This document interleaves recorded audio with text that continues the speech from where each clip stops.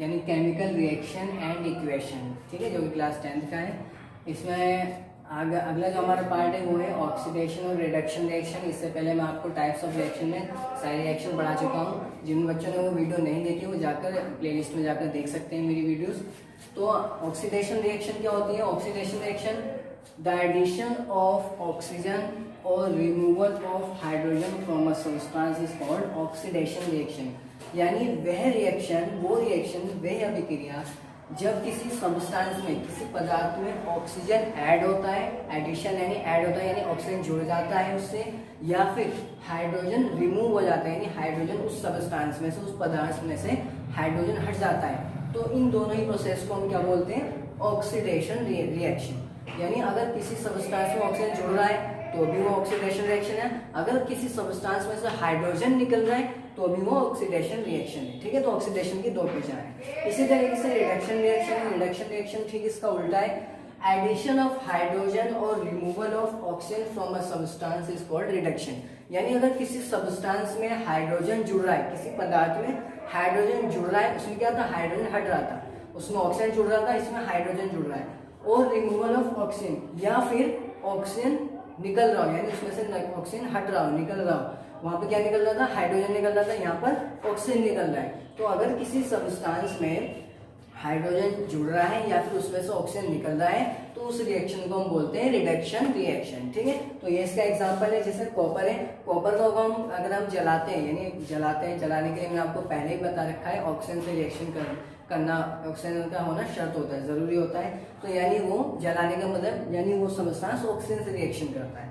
तो कॉपर जब जलाओगे इसको यानी ऑक्सीजन से रिएक्शन करेगा तो कॉपर ऑक्साइड बना लेगा। इसका पहचान कैसे होगी? कॉपर पे जब आप जलाते हैं तो ब्लैक कलर का हो जाता है, उस पर काली स्याही चढ़ जाती है, ठीक है। तो ये कॉपर ऑक्साइड होता है, ठीक है। तो यहाँ पे देखो ऑक्सीजन ऐड हो रहा है तो ये क्या हो रहा है? ऑक्सीडेशन, ठीक है।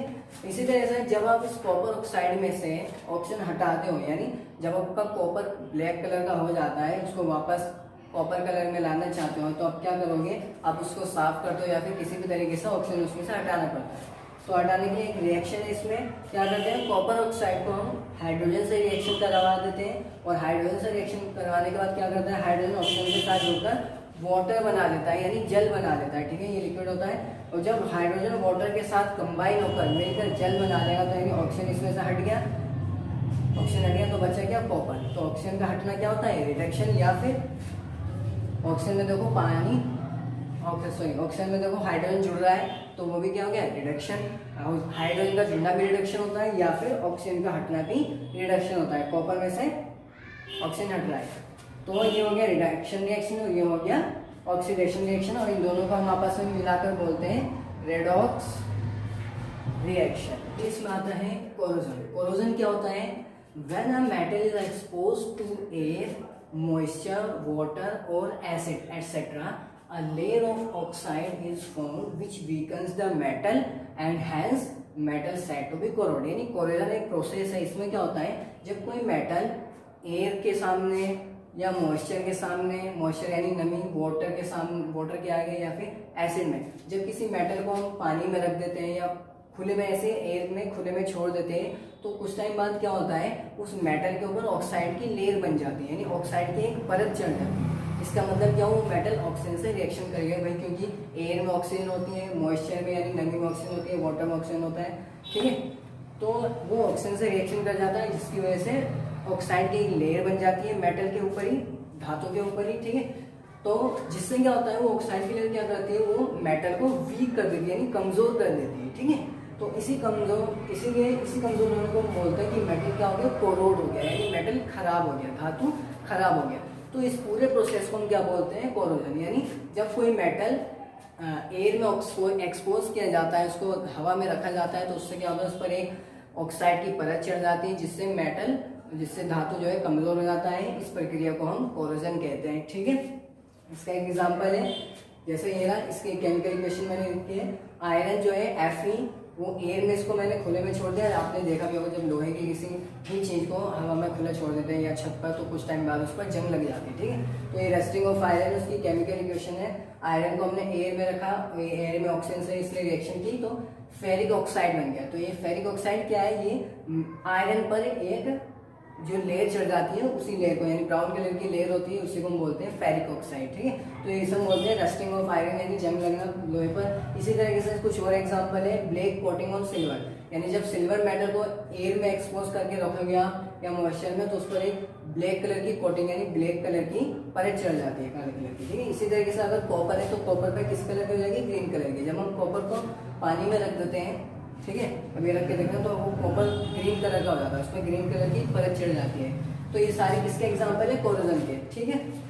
अगला आता है रेंसिडिटी। रेंसिडिटी क्या होता है, रेंसिडिटी जिस तरीके से ये कोरोजन जो है मेटल के खराब होने की डेफिनेशन है, उसी तरह से जब हम फूड मटेरियल की बात करते हैं, खाने वाले मटेरियल्स का खराब होने की बात करते हैं, तो उसके लिए हम साइंस में रेंसिडिटी वर्ड यूज करते हैं। मेटल्स के लिए कोरोजन, खाने वाली चीजों के लिए रेंसिडिटी वर्ड का यूज करते हैं। इसमें क्या होता है, इसमें जो खाने के अंदर फैट्स होते हैं यानी वसा होता है और ऑयल्स होते हैं, यानी जो तेलीय पदार्थ होते हैं खाने में, तेल वगैरह होते हैं, जब उनका ऑक्सीडेशन हो जाता है, यानी वो जब वो ऑक्सीजन से रिएक्शन कर जाते हैं, कब, जब उसको आप एयर में रखोगे, एयर में खुला छोड़ दोगे, आप किसी भी खाने की चीज़ को कुछ दिन के लिए खुला छोड़ दोगे तो एयर में, यानी वो ऑक्सीजन से रिएक्शन कर जाएगी, और ऑक्सीजन से रिएक्शन करने के बाद कुछ टाइम बाद वो खराब हो जाएगी वो चीज़, और उसमें से स्मेल आने लग जाती है, बैड स्मेल यानी बदबू आने लग जाती है। इसका मतलब आपका फूड खराब हो गया है, ठीक है।